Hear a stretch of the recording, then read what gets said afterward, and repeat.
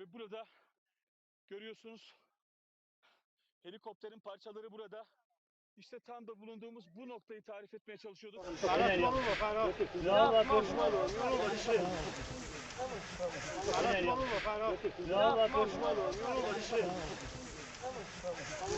بنده الان دقیقاً جایی هستم که بالگرد حامل آقای رئیس جمهور و همراهانشون در اینجا دچار سانحه شده.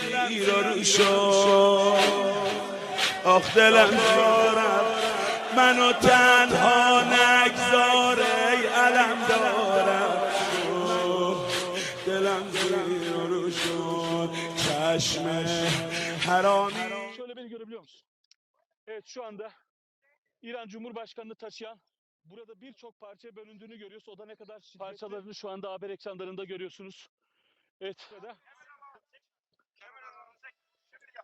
Tamam. Üst tarafa çıkabilir miyiz? Şuraya çıkıyorum, kapatıyorum. Tamam. انتقال پیکرهای شهدای حادثه و سانحه بالگرد در منطقه جلفای آذربایجان شرقی که منجر به شهادت